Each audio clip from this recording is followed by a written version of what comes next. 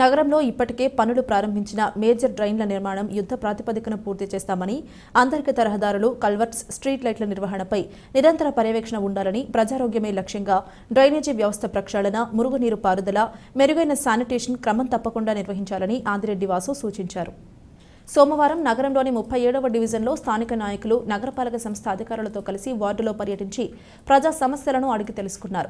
ఆయన మాట్లాడుతూ నగరంలో 37వ వార్డు, 36వ వార్డును అనుసంధానం చేస్తూ మేజర్ డ్రైన్ గత ప్రభుత్వంలో నిర్మాణం పనులు చేపట్టగా 2018 సంవత్సరం నుంచి ఆ పనులు ముందుకు సాగటం లేదన్నారు. ఈ పనులకు సంబంధించి నగరపాలక సంస్థ అధికారులతో సమీక్ష చేస్తున్నామని చెప్తున్నప్పటికీ పనులకు సంబంధించి కాంట్రాక్టర్లకు బిల్లులు చెల్లించకపోవడం జాప్యం జరిగిందని పేర్కొన్నారు. ఈ అంశంపై సంబంధిత కాంట్రాక్టర్తో మాట్లాడి నెల రోజుల్లోపు ఈ మేజర్ డ్రైన్ పూర్తి చేసే విధంగా చర్యలు చేపట్టడం జరుగుతుందన్నారు. ఈ డ్రైన్ నిర్మాణం పూర్తయితే లలితానగర్, ఆదెమ్మదిబ్బ ప్రాంత ప్రజలకు మురుగునీరు సమస్యకు శాశ్వత పరిష్కారం లభిస్తుందని, ఆ దిశగా వేగవంతంగా చర్యలు చేపడుతున్నామన్నారు. డ్రైన్ డీసిల్టేషన్ సమయంలో ఈ ప్రాంత ప్రజలకు ఎటువంటి ఆరోగ్యకరమైన ఇబ్బందులు లేకుండా పూర్తి స్థాయిలో శానిటేషన్, మురుగునీరు పారుదల అయ్యేలా దృష్టి సారించాలని అధికారులకు సూచించారు. ప్రజారోగ్య సంరక్షణే లక్ష్యంగా నగరపాలక సంస్థ వైద్యాధికారులు ఇంటింటికి వెళ్లి వైద్య పరీక్షలు చేసి మందులు అందించాలన్నారు. ఈ కార్యక్రమంలో division TDP incharge Urlankala Lokesh, ASHA workers, సచివాలయం secretaries, AE, DE, RP, resource person పాల్గొన్నారు. అందరికీ నమస్కారం. 37th వార్డ్ అలాగే 36th వార్డ్ ఇంటర్ కనెక్షన్ అనేది మేజర్ డ్రైన్ వర్క్ ఉంది.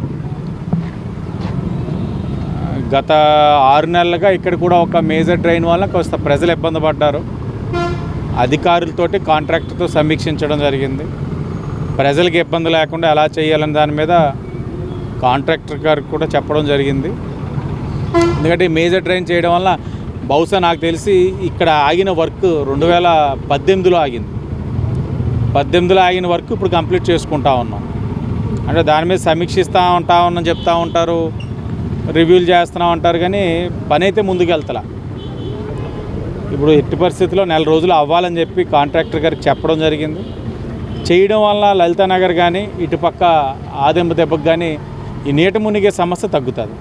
మేజర్ డ్రైన్స్ వాటి త్వరగతిన పూర్తి చేయమని చెప్పి, అలాగే శానిటేషన్ వారు ఎక్కడైనా పనులు జరుగుతూ ఉంటే ఆ పనులు జాప్యం అవడం వల్ల అక్కడ శానిటేషన్ సమస్య ఎక్కువగా ఉంటుంది. అలాంటి చోట్ల హెల్త్ డిపార్ట్మెంట్ వాళ్ళు శ్రద్ధ వహించాలి. ఫ్రీక్వెంట్గా అక్కడ డ్రైనేజ్ అంతా ఆపుతున్నారు కాబట్టి డీసిల్టింగ్ చేసుకోవాలి. వ్యాధులు రాకుండా ఫాగింగ్ కానీ ఇవన్నీ కూడా జాగ్రత్తలు తీసుకోవాలి. అవన్నీ కూడా తీసుకోవాలని హెల్త్ డిపార్ట్మెంట్ వారికి కూడా సూచించడం జరిగింది.